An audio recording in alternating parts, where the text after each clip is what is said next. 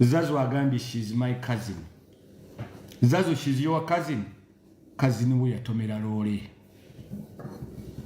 Kati bagenda ku packaging yo mulala. Nawe video nyingi zinango vuma mu 720 kwe tugenda gwegende Uganda olabe tetuli basonyiwa tebakuwagala.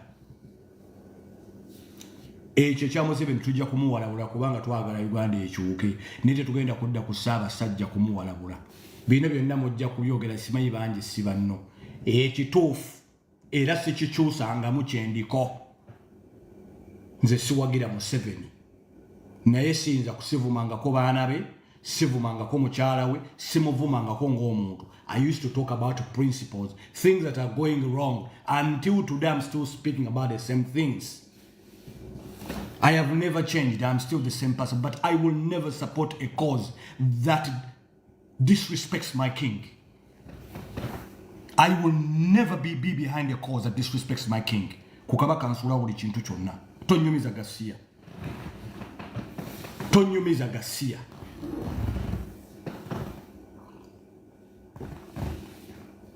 Tonyumiza oyo Garcia wa mwesimanyi kukabaka buli kintu kyonna tukireka. Kukabaka buli kintu kyonna tukireka. Mbagambye abantu abamu tuli baana b'abaami.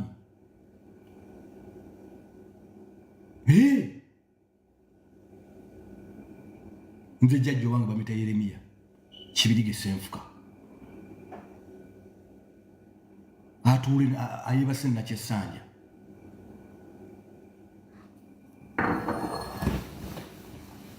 Yes. Jjajja wange Yeremiya Kibirige Senfuka.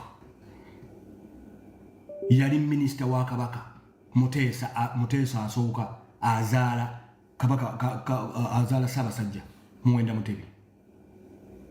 Nga minisita wa ttaka mu gavumenti ya Ssabasajja. Gende Mengo ogenda mu archive. Era amaka ge gasangibwa Nakyesanja. Gwani akuzaala bakuzaala wa kitaawo yaani jjajjawo yaani. Muli baana ba Mwenge. Muli baana babazaala ku nsalosalo.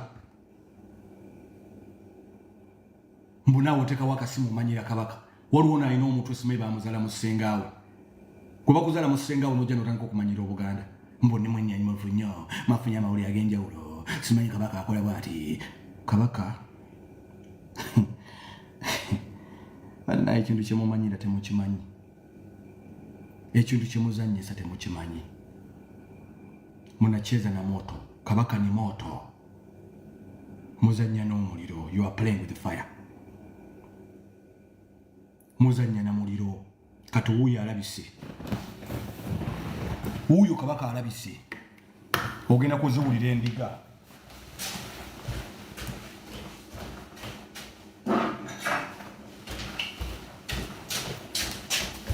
Ogenda kuwulira endiga. But why some elders not allowed to sit Kabaka oba? Boba ngoli elder, manyi ebintu birimu kibayita hierarchy. Omwache mutategeera o kibayita hierarchy. Ya Kabaka si muntu wa bulijjo nga bogambye some elders. Kabaka ate balina embeera gye balina okumulabiramu. Yes, Kabaka has enemies abamwetoolodde abali emmengaawo. Olwambuuza ne professor ebintu obijja wambijja mu ggulu. Nkugambye Kabaka alina abantu abamwetoolodde awo. Abamwetoolodde. Ba enemies ba Buganda, abantu abakuba Buganda basasula abaana bakuba Buganda bali Mmengo. Naye ebigendererwa byabwe bituufu bye bitamanyikiddwa. Abo ba enemies ba Katikkiro era be bamu. Naye fayiro bagenda kugimpa n'obujulizi bagenda kubumpa. Nze njagala nnyo proof simala googera. Amazima ga Katonda mwenna nja bawalula ngenda bateeka mu nsi bamanyi. Na ssente mmeka ze mutambuza mu babloga. I am going to release every little details about you. Tujja ku releasinga gye mubeera, ssente mwe muzita mukolagana nani. N'amasimu tugenda kugatta engeri gye mubakubiramu amasimu. Kwe mugenda okukakasa.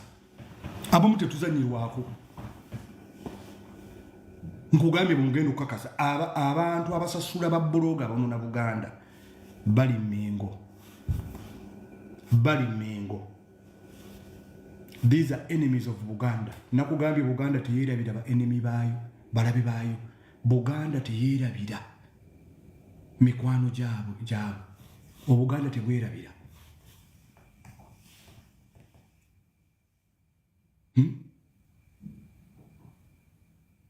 Ebigambo tulina bingi nnyo. Naye waliwo ebigambo birina okukoma abantu abamu. Bw'oba bagenda olina bagenda kitono. Kabaka tebamugenda nnyo. Hii ni moto ni simba. Eyo mpologoma.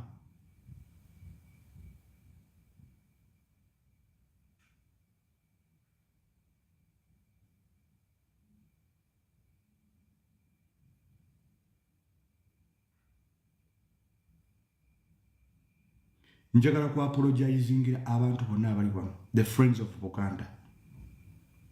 All our friends. You're not Baganda, but all friends of Buganda. I want to apologize to you.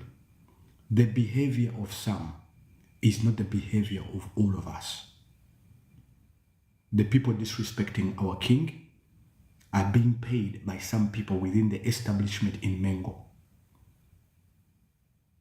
It is not a true representation of how Waganda we feel about our king. We love our king, we respect our king, we love everyone.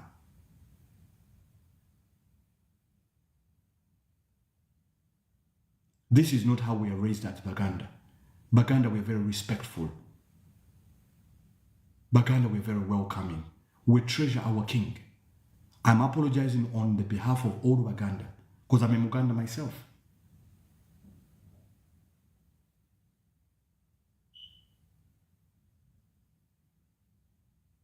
It saddens me to see the way we're trashing, some people are trashing our king, the way they're not respecting our tradition. It really saddens me as a person.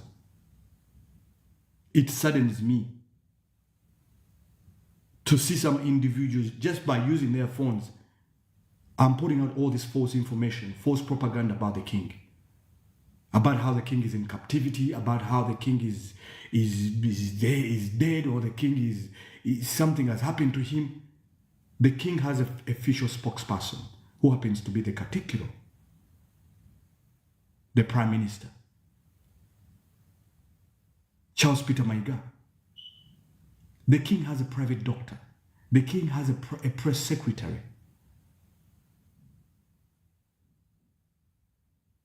If these people have not come out to give an official statement, please, whatever statements that you might hear, especially on social media, please do not give these people your ears. We love our king, some of us. We have sacrificed so much for our kingdom. But it really saddens me as a person. Somebody's telling me because it's Luganda. I didn't say you shouldn't go to school. There's people who don't understand Luganda, they're friends of Baganda. Somebody's telling me to use Luganda because it's Luganda. No. I didn't refuse to go to school. I have been speaking whatever I've been talking about. I said it in Luganda, but I have to talk to other people who are not Baganda. But they're seeing what's happening. It is not how we are as Baganda. Baganda is a friendly nation. Baganda, we're very respectful people. We're people who love everyone. But the agendas of these people, some of these people that are being used is by the enemies that are within the Buganda establishment in Mengo. Their motives are not known. Either they want to overthrow the king for whatever reasons, but kings cannot be overthrown.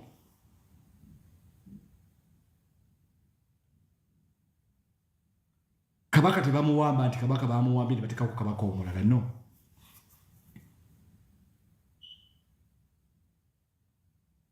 Kabaka babeera ne birthright yaabwe nti omuntu oyo agenda kubeera kabaka.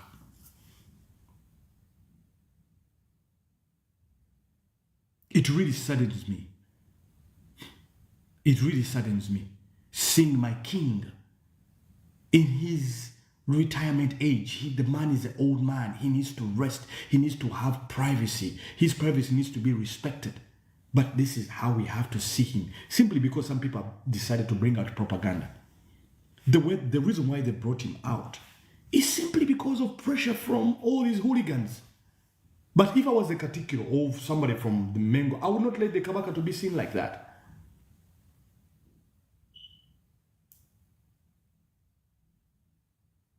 I would not let my king to be seen like that.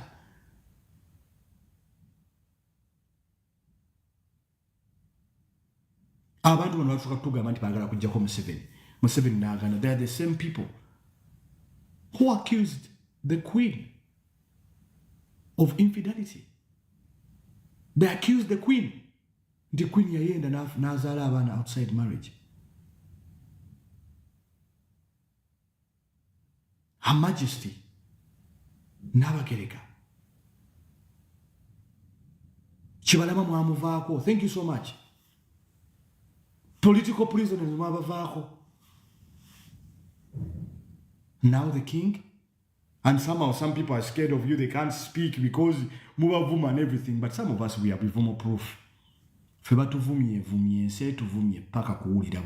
We are still here because we're protected by Allah subhanahu wa ta'ala.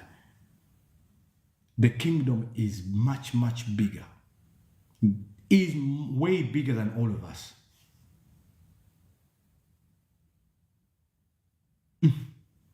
This is a mad generation. Someone is telling you, you're calling yourself a mad generation. There you go. 70 followers.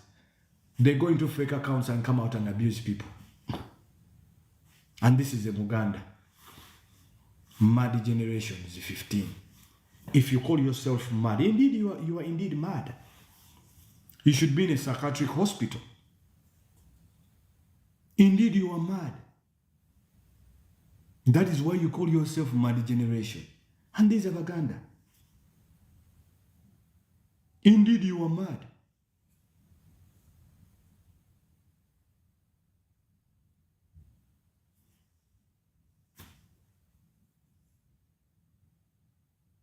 This is what we are dealing with. We are dealing with a mad generation. A generation that has no respect, that has no values,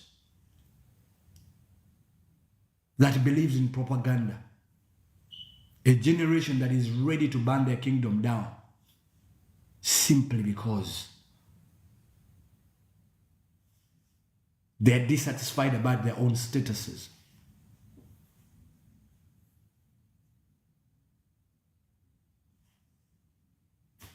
Ladies and gentlemen, this is what we have to live with, unfortunately. There is a cancer that is eating us up.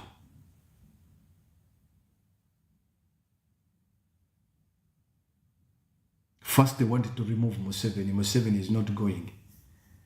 They went to Najinda. They wanted to remove Najinda. Najinda is still there.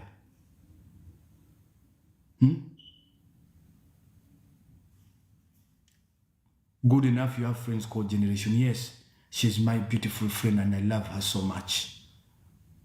Is that a problem?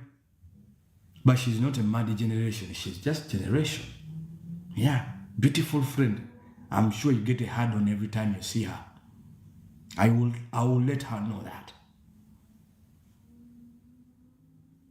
Yeah.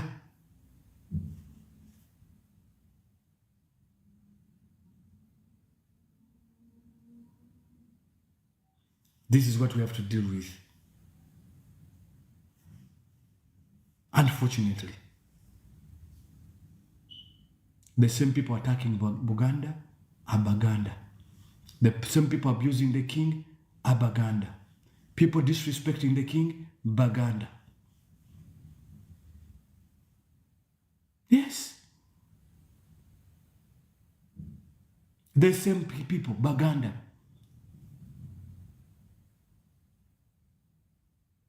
The same people disrespecting the king are Baganda. Paid by people from Mengo. For what motive? What is their motive? Nobody knows. They simply lack things to do. They have nothing to do. They first told us they're going to remove Museveni. Museveni is not moving. They went to Oranya, Oranya died.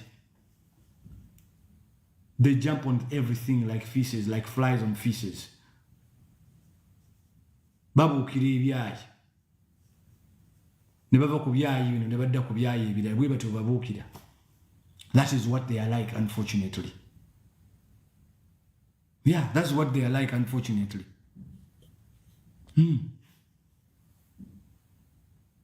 That is what they are like. Unfortunately. So what can we do? We have to speak up. Tulina okwogera. Abantu ba enemy ba Buganda bali Buganda. They are Baganda. Ebigendererwa byabwe tebimanyikiddwa. Let me change the position because I need to charge my phone. We need to hear some voices from Baganda. Tulina okuwulira okuva eri Abaganda. We have to hear from you. We have to hear from you. Okuva eri Abaganda. Yes. I'm telling you, the same people abusing the king and Buganda, Abaganda. Paid by people from Mengo who happen to be Baganda themselves. There are people abusing the king. Are people saying that the king is dead? The king is sick. What do you expect from a 70-year-old man? What do you expect if someone gets to an age of 70 years of age? I feel so old. Sometimes I'm even struggling to get out of bed at my age. At 70 years, I don't know how I'm going to be feeling. But I'm sure some of us who are grown now, when you get to about 40, you can feel it in your bones. You will struggle getting up. But how about a 70-year-old man? We don't even have the decency to let the man rest. Have that respect. The man is having his own private issues. As a gentleman, respect him as a king at least. Respect his privacy. But we are demanding Kabaka is in captivity. By who?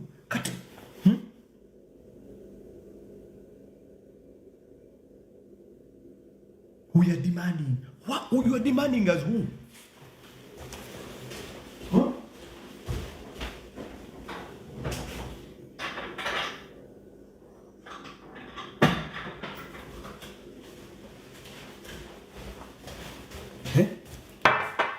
You are demanding.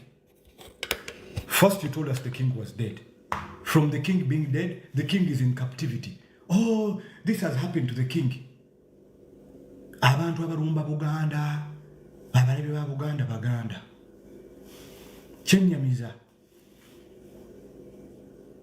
And our king now has appeared. There he is. Mukama Katonda tusaba Ssabasajja omuwa obuwangazi, omuwonye bonna obumuluma, omusuuse, omutukuumire. Abagala okuremovinga Museveni. We can give you the address. If you want to remove Museveni, we can direct you where Museveni is. Museveni is in State House. Leave the king alone. If you want to remove Museveni, Museveni is in the State House. Yeah. But leave the king alone.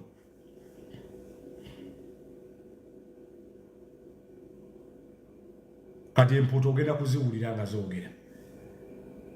Ogenda kuwulira empuuta nga ziwo. Kati okusinziira ku Kabaka nga bwe tumulaba, akati Kabaka oyo baatulaze Kabaka mukyamu. Kabaka omutuufu, Kabaka yafadde emyezi 3 emabega. Ng'empuuta zikola ziti. Kituufu byogedde. Kituufu kyeyogedde. Kituufu. Ng'empuuta zinyeenya emitwe. If you are not bannange, Mukama Katonda akuwa okumanya n'okutegeera. Oleme kuwutta nga biwutta bino. Mukama Katonda musabe nnyo akuwa okumanya n'okutegeera. Oleme kufuuka mboodooli.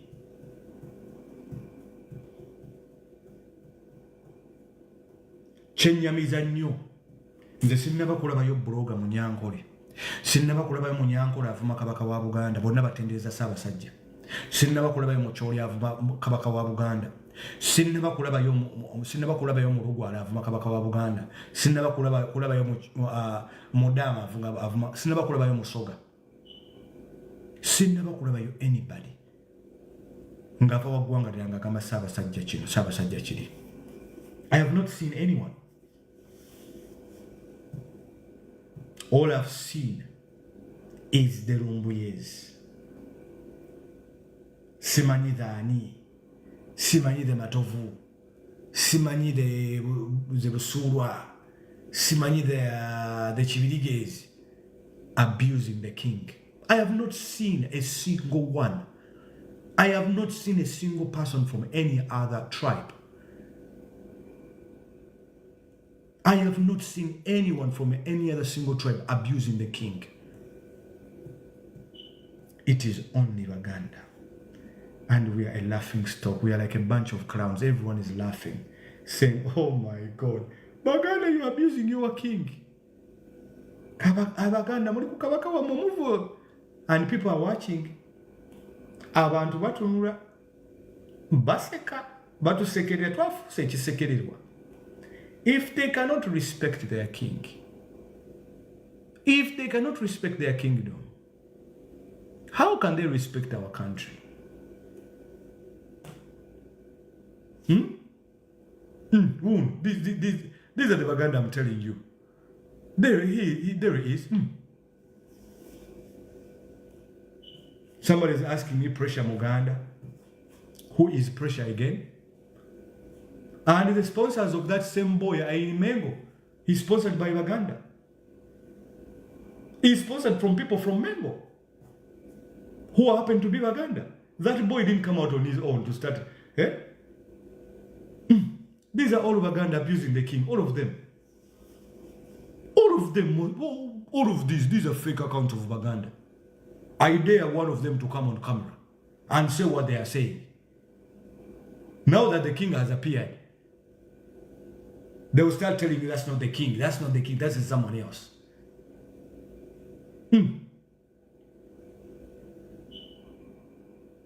Most of these accounts here, they who are abusing people, they are Baganda.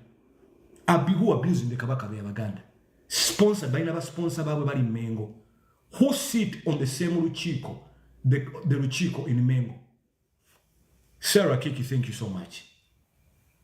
Thank you. They have their sponsors in Mengo who are in the Buganda Luchiko. What is their motive? You might disagree with Peter Charles Peter Maiga.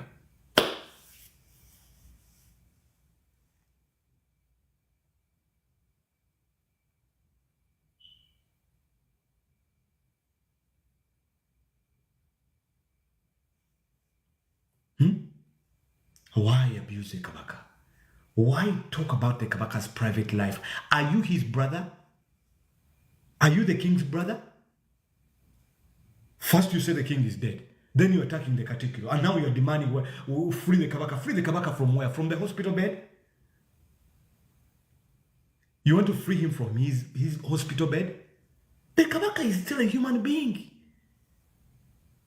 The Kabaka has a press secretary. The Kabaka has a spokesperson. Why abuse him? Why say all these mean things about his family? Why abuse his wife? Why abuse his children? For God's sake.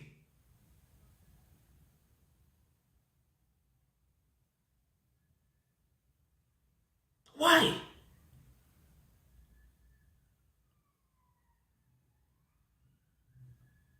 And the people abusing him, Baganda, claiming to love the king. Why?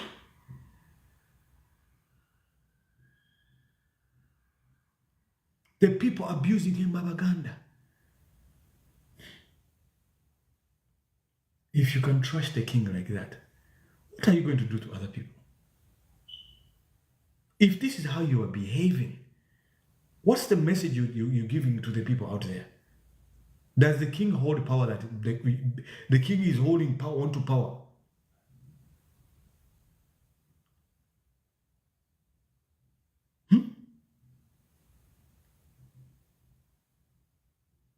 Look what has happened on Friday. Ray J.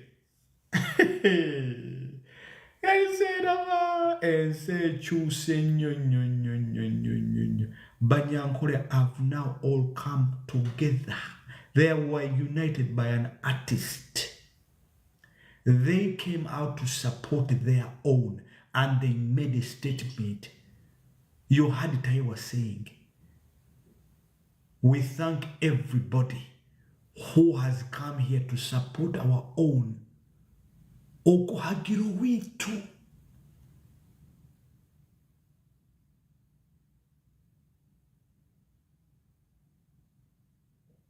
By the way, not all Baganda, a few nonsensical elements. Yes, but if the cancer affects your leg, it will affect the whole of your body. It affects your toe. It goes on and it affects all the rest of your body. This is also a Muganda. He has the king's picture, I think, on his profile. This is a Muganda. Let me read his comment. This is a Muganda, Hillary.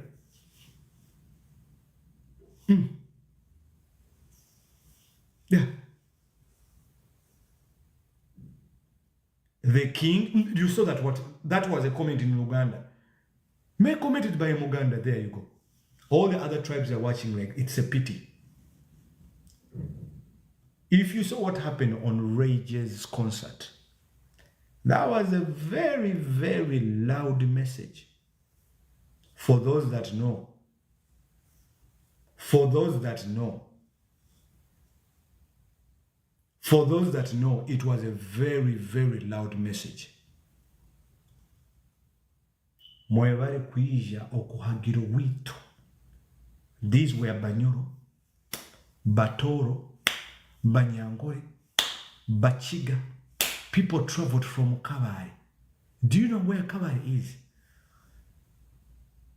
Someone took a 7-hour almost journey to come to Kampala, and they came 3 days before the concert. Yeah? They came from Ntungamo. Ntungamo is not, we are talking about people came from Kabale to come to Kampala to watch Ray J. My friend.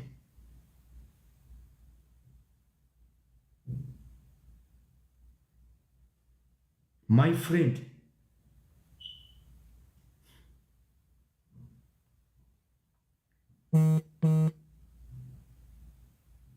The king's privacy has to be respected. We need to let him heal. We love him true, but you don't love the king by disrespecting him. The moment you disrespect the king, you've never loved him in the first place. You have no audacity to ask for his whereabouts, who he is with, what is he sick from. Are you going to cure him? Are you a medical doctor? Are you his personal doctor? Are you his personal doctor? Or you think that the king is like a normal, is like your father? Someone is asking you what is happening to him. He's a human being. He's not well. He's 70 years. What do you expect? He's 70 years of age. What do you expect? What do you expect? You expect him to be playing tennis? You expect him to be playing football for Manchester United? Do you know what 70 years is? Go and ask your father if he's 70 years how he feels getting out of bed in the morning. He'll tell you. Ask your father who is 70 or 45 or probably 50 years. Ask him what it feels like to get out of bed at that age. All your body is aching. So if the king probably has a cancer, you want them to come out and tell you, oh, the king has a cancer. What are you going to say? With this generation that takes on propaganda as if it's concrete. Oh, we knew that what. Really?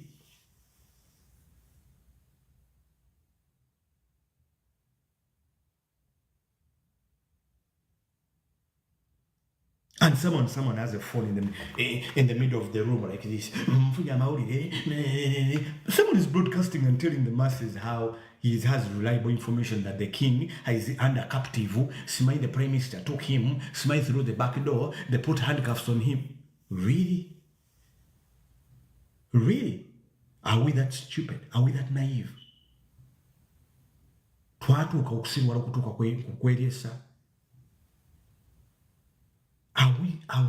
we really gotten to that point of naivety?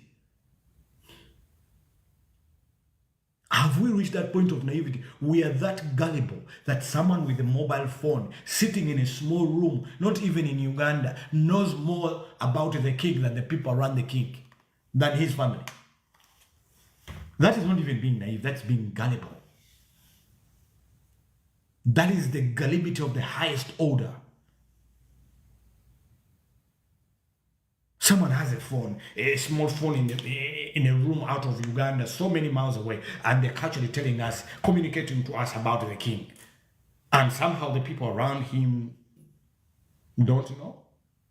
That he knows more than what the people around him. Let me tell you what's happening. What's happening is Buganda, especially the Mengo establishment, has enemies, these grown men around the king, around in the Ruchiko, who pay these people to antagonize the kingdom for whatever reason that is not even known. They're in Mengo establishment. They pay these bloggers. In the next few 14 days, I am going to come up with a list.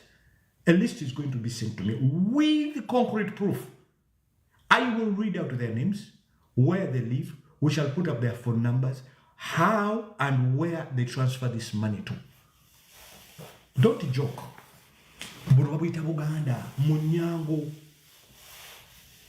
In the next few days, 14 days, a list is going to come out with all these traitors. A list is going to come out with all these traitors. The same people demanding the king, the same people abusing the king are the ones demanding. They're the same people abusing Mengo, and they're the same people demanding a proof of life. Are you demanding to see whether the damage has been done to him or what? Mr. Baraka is saying Bobby is part of the... Absolutely, I agree with you 100%. 100%. 100%. The same people who are abusing the kingdom are the same people now demanding, so concerned about the whereabouts of the king.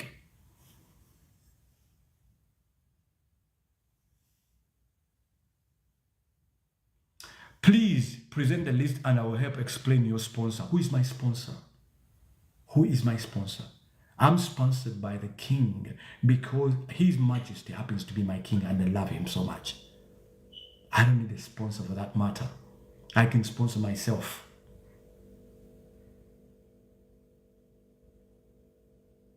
Avieta kids in Yagami Bituzimbi. Siri Muzimbi, I don't sell construction material that I'm trying to construct something here. No. Siri Muzimbi, you have to look for lives where they talk about construction. Maybe no Bituzimbi. I'm not your father that I have to pay for you school fees for you to learn. No. If you didn't learn, if your father took you to school and you never learned, it's not my fault. Moving forward, what do? We have to always official information wherever Linda KK. We should always listen what we call official lines of communication.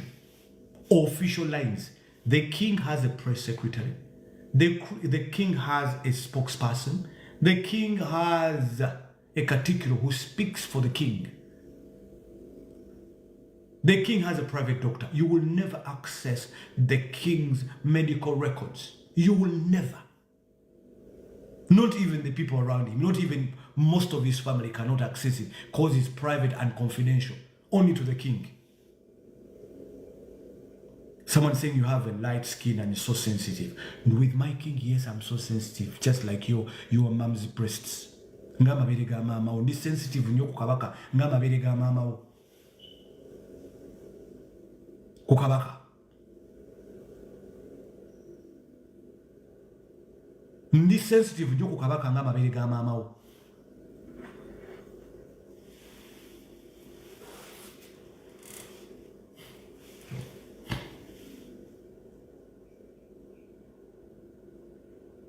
Ndoze kati chuku yingide mu bwongo.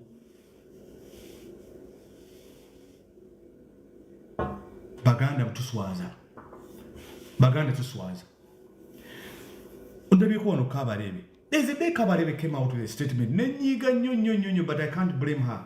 for saying what she said. Nanyiga nyo. Kabareba, there's a day you came out with a statement. And by the way, your big sister happens to be a friend of mine. Mamita Quincy, right? She happens to be my friend. I knew her a long time when she was still in school. I know why you said what you said. I can't blame you.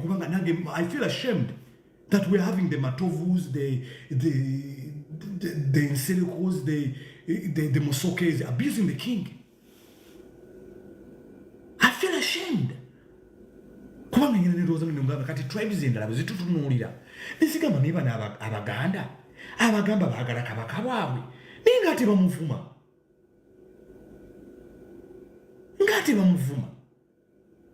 kati batutunulira nga kugamba tebatutegeera nibaga niba n'abantu bategeera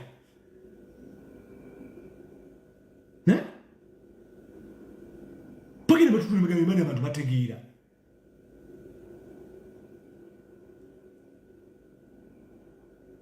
Abantu bano bategeera nkugambye zino embuzi, wait for them tomorrow. Now they are sleeping, they've gone to bed. Balina live bakozeeyo bukuukulu kabaka twamaze ne tumulaba Lumbuye alabika yabadde atulimba kabaka twamaze ne tumulaba kati nga banoonyayo ekirala ojja kukola nga batandika okugamba kabaka bamuleese bamupakinze ebigatto bye badde mwana oba kiki. The silence of the kingdom, not involved in active politics, has hurt them. What is happening now is actually kugambi kati ate kiriwo owakabaka tebuyinza kweyingiza mu politics. Ekyo omanyi waliwo bilateral agreements ezaaliwo ffe tetusobola kuzimanya abantu ba wansi. We can never know what those agreements were saying, what was being said in those agreements.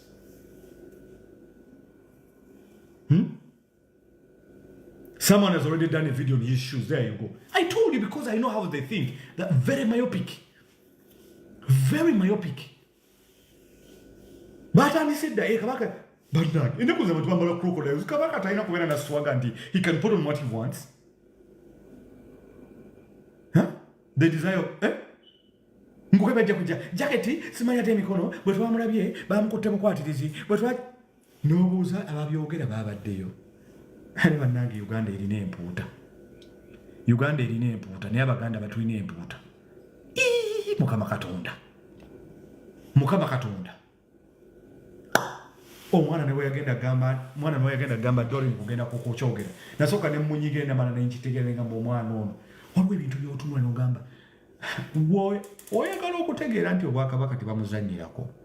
Genda mu nsi bagiyita Bungereza. Kabaka waabwe yafuna kookolo. Wallahi nga family y'ekimanyi nga kingdom ekimanyi naye tebakifulumya. Yedoli namala nenkutegeera mukwano. Namala nenkutegeera. Nasooka kunyiga nga naye kubanga nze ndi subjective, I'm very objective. Nenga ne mwana naye yakyogedde bwati ne bwati. Olwo ebintu ebimu by'otemu kati abantu baba ng'omanyi bayita Ssabasajja.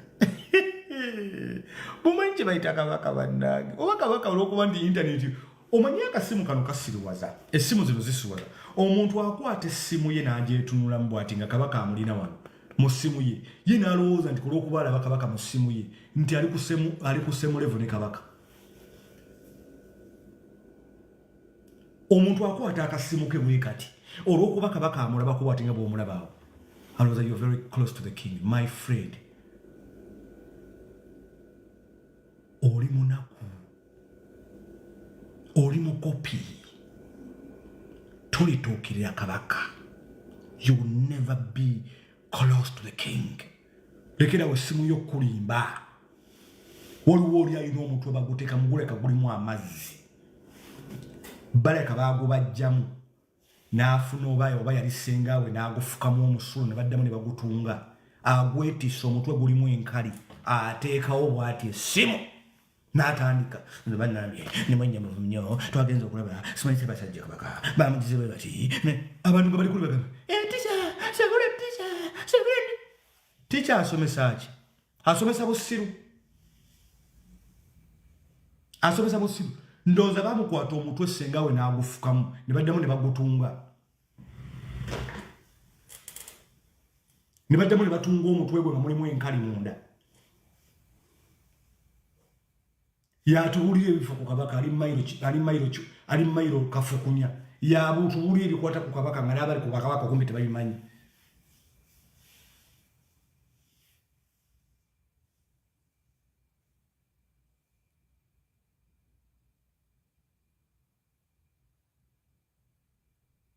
Yes.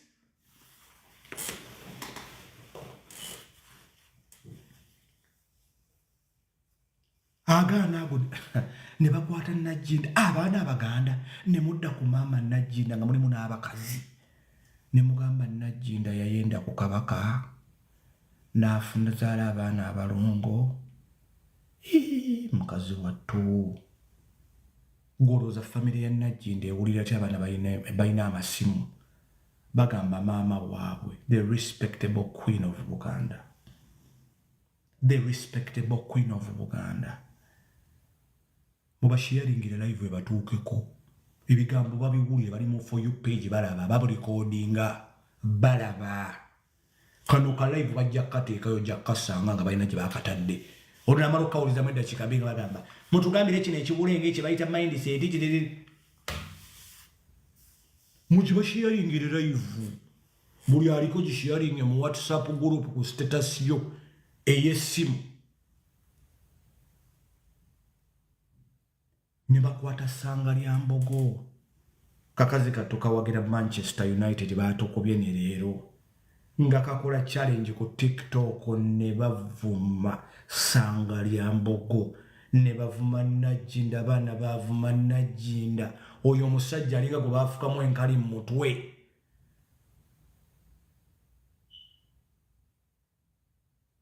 Ku Facebook gye bakuvumira kituufu kubanga twogera mazima. Twogera mazima nze nja kubatuula mpaka I live rent free in your heads. Abantu basuka ne beekuŋŋanya nga bali ku nze omanyi kitegeeza ki okubanga abantu balekawo emirimu gyabwe ne balekawo famire zaabwe nga balina kutuula kwogera ku nze omanyi kitegeeza ki okubanga ndi muntu weego ng'olina kwogera ku nze mbuye struggle. Nkugambye ku kabaka tujja kusiiwuuka empisa. Mwatugamba you are removing Museveni. When are you removing Museveni? When are you removing Museveni? Bavudde ku Museveni bage mwana baganda. Ndabika ngenda kuwasaba omukazi omulugwalo oba omunyankole sikulimba sinali ku region ozangenda kunoonya omukazi omunyankole amanyi omukazi omunyankole amumpe saagala munene mugejja nnyo saagala mukazi munene saagala mukazi wakulabira sime bakulese wange nga walwala sukaali saagala mukazi mutonotono kakazi katonotono nga kanyankole waka mukazi mulugwala nga muddugafu anti kaduuka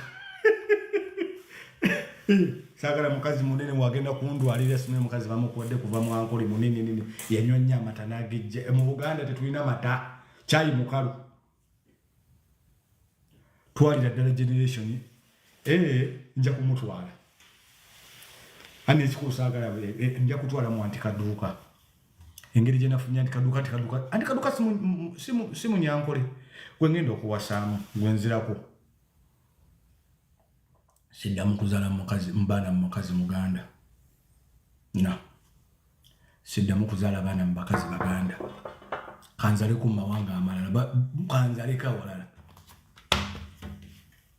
ngenda kuwasa mukazi mulugwala nga muddugavu wa black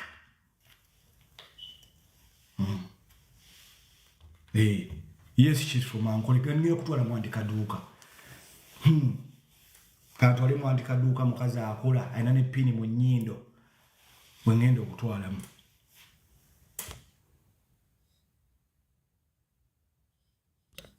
wengenda okutwalamu andi kaduuka ye yalalo yerukamu twala furufiga furufiga mo ndi munyankole naye njagala muganda no problem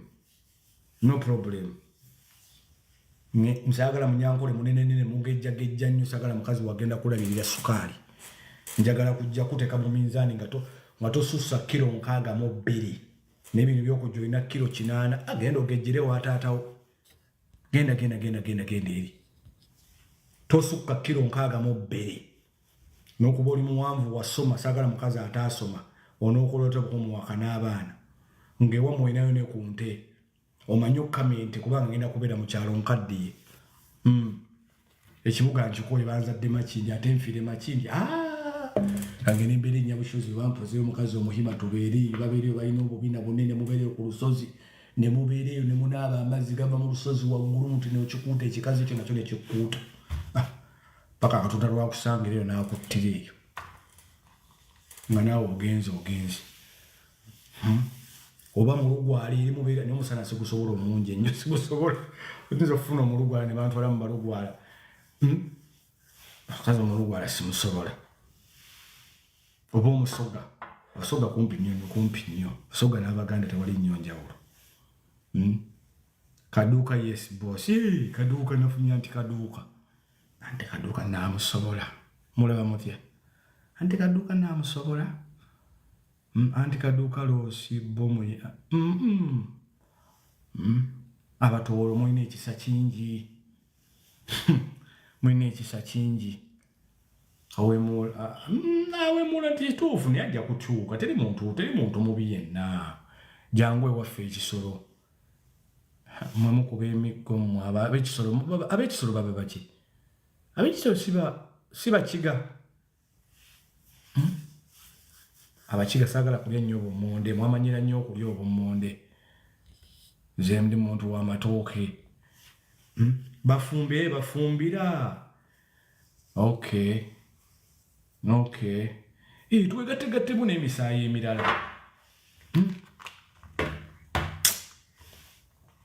bafumbira kisolo twegategwattemu ne ku misaayi emirala n'ekyakabaka kinnuma bannange nnumwa wallahi kabaka ebintu bya kabaka binnuma obudde bwagenze dda nze njagala nnyo okwebaka mangu ku Sande kubanga mandi nempulira nnumwa mwana wa Muteesa n'ennumwa mwana wa Muteesa maama lwaki nnumwa kubanga jjajja wange yakoleranga Muteesa nga kabaka nga minisita wa ttaka baamuyitanga Yeremiya Ssenfuka Kibirige nga minisita wa ttaka ndi mwana wa mwami wallahi binnuma najjinda namulabe bambi nga asekako ne bamukwata ka vidiyo ebiyaye ne bimuvuma aseka kisimanyi gundi najjinda gw'oyita malaaya nga lwaki omuyita malaaya maama